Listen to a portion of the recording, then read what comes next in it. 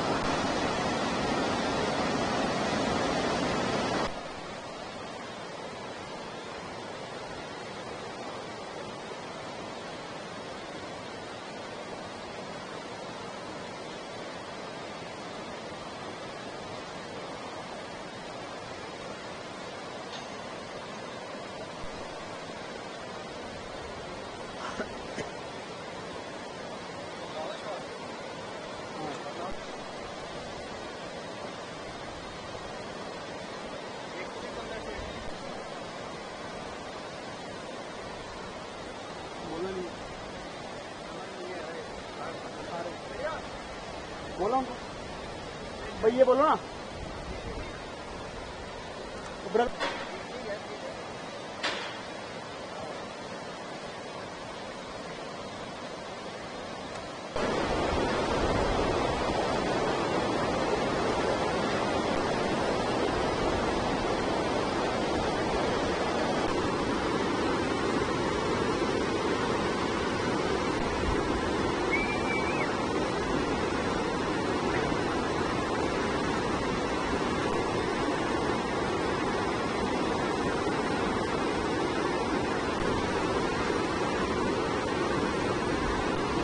देखो इसकी कितनी सपोर्ट की, कम से कम 6-7 इंच के ऊपर वजन बहुत था इसको।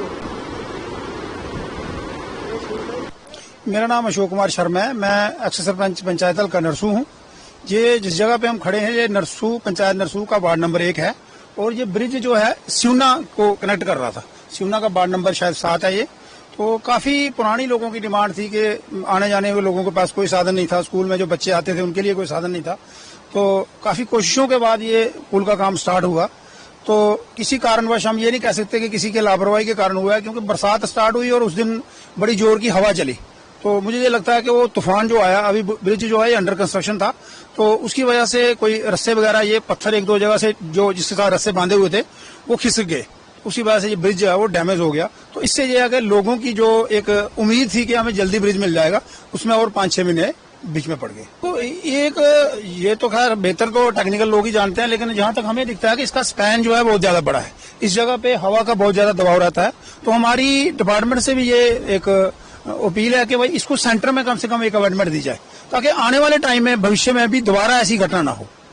तो इसलिए अब अगर दोबारा जब बनाना है तो इसके लिए कम से कम एक कमेटी बैठे और नए तरीके से इसका डिजाइन किया जाए।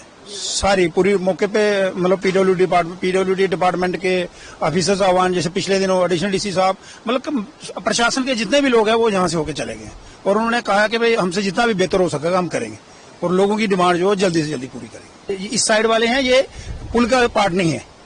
ये उस पुल को कंस्ट्रक्शन करने के लिए जो टावर लगाए गए हैं, बीचे वाला लोहा जो है वो डिपार्टमेंट इंक्वायरी उसकी कर रहा है। अगर उसमें किसी किस्म की कोई खामी पाई जाएगी तो वो उसका एक्शन लेंगे। मेरा लोगों को भी यही मैसेज है कि अब डैमेज तो ये हो चुका है, अब हम सारे मिलके प्रशासन से भी और जो कंसर्न डिपार्टमेंट है और ठेकेदार हैं उनको यही अपील है कि जल्दी से जल्दी इसको दोबारा कंस्ट्रक्ट किया जाए, ताकि लोगों की उम्मीद जो है वो पूरी हो सके। बारिश नहीं, हवा चली थी उससे पहले दिन ना, उसके पहले दिन काफी हवा चली और उससे 2 दिन पहले बारिश भी हुई थी। तो बारिश जो है वो बरसात की पहली बारिश हुई, तो उसी की वजह से जगह जो है वो डैमेज हुई।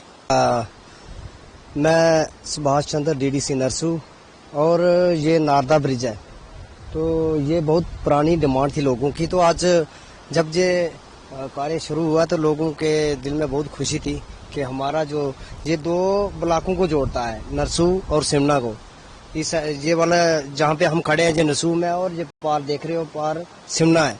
तो दो ब्लॉकों की ये जोड़ने का कार्य ये हो सकता था, लेकिन तो ये पिछले दिनों जब बारिश हुई तो काम चल रहा था, तो ऐसे ही अचानक पता नहीं क्या, इसको अब टेक्निकल हम कह नहीं सकते कि क्या हुआ क्या नहीं, लेकिन जैसे पता चला तो ये ब्रिज डैमेज हो गया था। जी, तो हमें जब पता चला लोगों को, तो हमें टाई अप किया डिपार्टमेंट से, और माननीय जहाँ के जो विधायक है एमएलए साहब, उनसे डॉक्टर जितेंद्र सिंह जी हमारे जो जहाँ के केंद्रीय मंत्री हैं, तो उनको भी बताया, तो उन्होंने यहाँ पे टीमें भेजी हैं। बाकी ये कहना चाहूँगा कि अगर टेक्निकल कोई फॉल्ट है या कोई भी जैसे भी इसकी प्रॉपर इंक्वायरी जो है वो होना चाहिए, क्योंकि ये लोगों को बहुत पुरानी डिमांड थी कि हमें ये यहाँ पे ब्रिज चाहिए। और जब सैंक्शन हुआ तब यहाँ पे बहुत बड़ा कार्यक्रम हुआ था, और लोगों के दिल में खुशी थी कि हमें ब्रिज मिला है। नहीं, हम जी अपील चाहते हैं कि ये जल्दी से जल्दी बनना चाहिए, जैसे मर्जी बने, ये ब्रिज यहाँ पे बहुत जल्द बनना चाहिए, क्योंकि बड़े दिनों की डिमांड थी, बहुत सालों और कितने वर्ष लगे इसको ब्रिज को डिमांड करते हुए लोगों के, और बड़ी मुश्किल से ब्रिज लाया था। हमें आपको पता है 55 करोड़ पिछली बार आया था, तो उनमें से हमें थोड़ा पैसा लेके और यहाँ पे ब्रिज के लिए रखा था।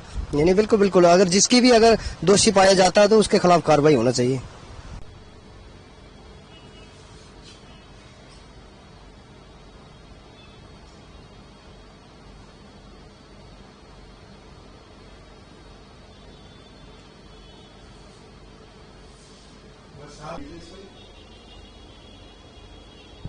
नमस्कार, Rajendra Singh, additional district development commissioner Udhampur.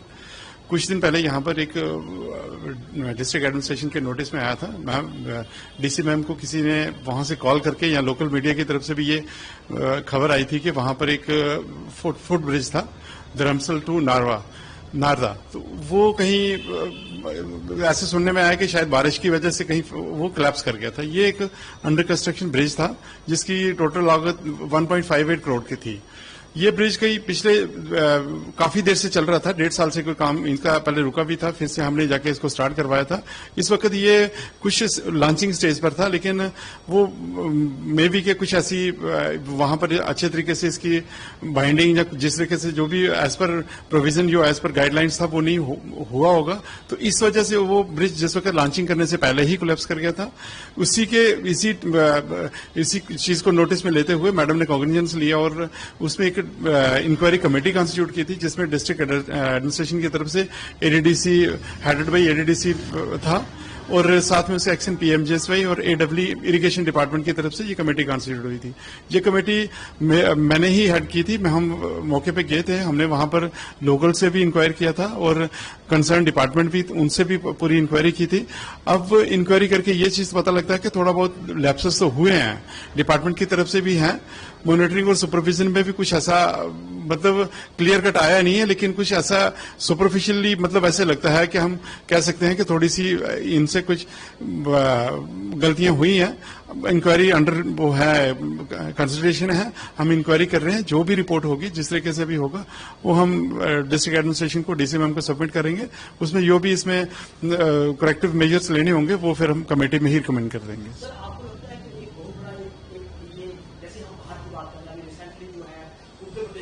Gujarat में ब्रिज डैमेज हुए और वहाँ पे कैजुअलिटी हुई, अब लगता है यहाँ बड़ी कैजुअलिटी हो सकती है। और अभी भी बात ये है कि वहाँ पे जो काम करने मजदूर हैं उनको सेफ्टी मेजर नहीं है, बहुत बड़ा नाला है और उस सेफ्टी मेजर से उसको बिना विदाउट सेफ्टी मेजर को काम कर रहे हैं।